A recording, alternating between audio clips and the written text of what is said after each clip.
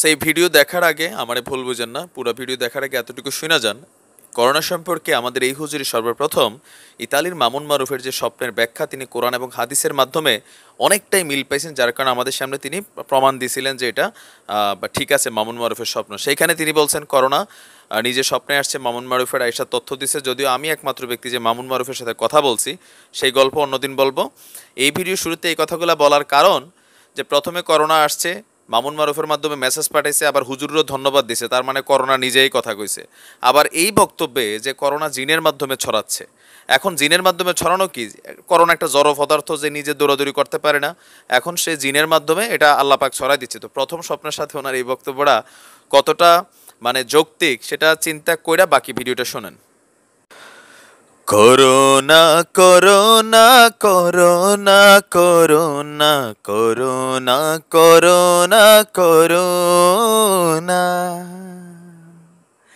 জিন দিয়ে করোনা ছড়ালো রাব্বানা, লাইভে এসে জানালো মুফতি মৌলানা, জিন দিয়ে করোনা ছড়ালো রাব্বানা, লাইভে এসে জানালো ইব্রাহিম মৌলানা।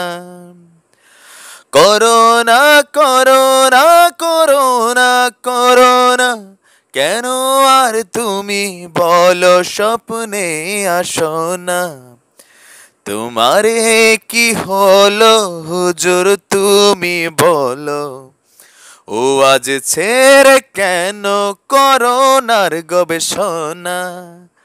Corona corona corona corona corona corona এবার থামো না। কে বাঙালি এই গান কেন না? একটা ভিডিও ক্লিপ আপনারা নিশ্চয় দেখেছেন, আমি আমার ভিডিও ডেসক্রিপশন লিঙ্কে ফুল ভিডিওটা অ্যাড করে দিয়েছি, আপনারা দেখে নেবেন। আমাদের মুফতি সকলে সম্মানিত, উইথ ডিউ রেসপেক্ট, আমি ওনাকে নিয়ে কখনো আসলে ভিডিও বানাতে চাই না, বাট মাঝে মাঝে মনে হয় যে আমরা সাধারণ মানুষ, হুজুরদের প্রতি যথেষ্ট শ্রদ্ধা ভালোবাসা আছে আমাদের এই শ্রেণীর মধ্যে। যারা আপনারা আমাকে দেখছেন, এখানে অসংখ্য মানুষ আছেন, ভালো মন্দর পার্থক্য করার ক্ষমতা আপনার ভিতর নাই, এটা আপনি নিজেও হয়তো জানেন। But according to science, according to religion, ধর্ম বিজ্ঞানের বাইরে না। বিজ্ঞান যত উন্নত হবে, ধর্ম ইসলাম তত বিকশিত হবে, এটা আপনার মাথায় রাখতে হবে। তবে আমাদের কিছু মুফতি বা কিছু হুজুরদের মধ্যে অনেকে আছেন, আমি আজকে ইব্রাহিম হুজুরের নামটাই কেন বলছি, সেই প্রথম থেকে একের পর এক তিনি আসলে করোনা নিয়ে এমন আজগুবি গুজগুবি গল্প বলেন, আইডিয়ার উপরে মাঝে মাঝে ওই যে কি কয় আন্দাজে দুই একটা মিলা যায়, তার মানে এই না যে হুজুরের ব্যাখ্যাগুলো সঠিক, আপনার বুঝতে হবে। মহামারী সেটা আলাদা জিনিস, হুজুর তিনি বেশ কয়েকটা বক্তব্য, এই ধরনের বক্তব্য দিলে হয় কি যে করোনা আসলে আল্লাহ পাক জিন জাতির মাধ্যমে সারা বিশ্বে ছড়িয়ে দিচ্ছেন, মানে একটা কথার তো লিমিটেশন আছে। এসব বক্তব্য শুনলে হয় কি, নাস্তিক যারা আছে তারা ইসলাম নিয়ে ঠাট্টা মশকরা করার সুযোগ পায়। হুজুরের বোঝা উচিত তিনি যথেষ্ট ভালো একজন আলেম, তিনি কারোর আগেও নাই পিছিয়েও নাই, বাট ইদানিং সময় তিনি ধর্মের থেকে বিজ্ঞানের গবেষণা বেশি করছেন। আর এই অপরিপক্ক গবেষণার ফলে যেটা হচ্ছে, অনেকে আমার উপরে এখানে গোসা হবেন, রাগ হবেন যে তুমি হুজুর নিয়ে কথা বলো, তুমি কি বেটা হুজুর নাকি। কিন্তু বস আপনার বুঝতে হবে যে বর্তমানে আপনি জানেন যে সোশ্যাল মিডিয়াতে আপনার নাস্তিকদের একটা গ্রুপ খুব অ্যাক্টিভ, আপনারা চিনেন না তাদেরকে, লোপা থেকে শুরু করে আসিফ মহিউদ্দিন থেকে শুরু করে আমাদের হুজুরদেরকে নিয়ে ট্রল করে। আর এই ট্রল করার মধ্যে যেই সব হুজুরগুলো লিস্টেড, তাদের মধ্যে ইব্রাহিম হুজুর একজন। এটা কিন্তু সত্য, উনি যথেষ্ট পাণ্ডিত্য রাখেন, একজন মুফতি মানুষ, একজন ট্যালেন্টেড মানুষ, ধর্ম সম্পর্কে হিউজ পাণ্ডিত্য আছে, আমরা তার পায়ের কাছের একটা ধুলিকণার যোগ্য না। বাট এখন আমাদের হুজুররা হচ্ছে কোরআনের পাণ্ডিত্য অর্জন করেছেন, সায়েন্সকে এটার মধ্যে টানার সুযোগ নেই।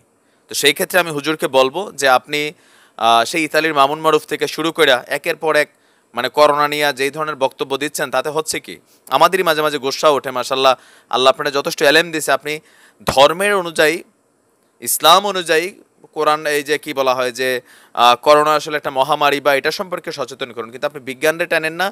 আর দ্বিতীয় হচ্ছে যে এমন কোনো কথা বলেন না যেটা আসলে অন্যদের কাছে হাসির বিষয়। করোনা একটা রোগ, একটা মহামারী, বাট এটা একটা রোগ, এটার ডাক্তারি সলিউশন আছে, এটার জন্য কিছু সেফটি আছে, কিভাবে ছড়ায় সেটা বিজ্ঞান দ্বারা প্রমাণিত।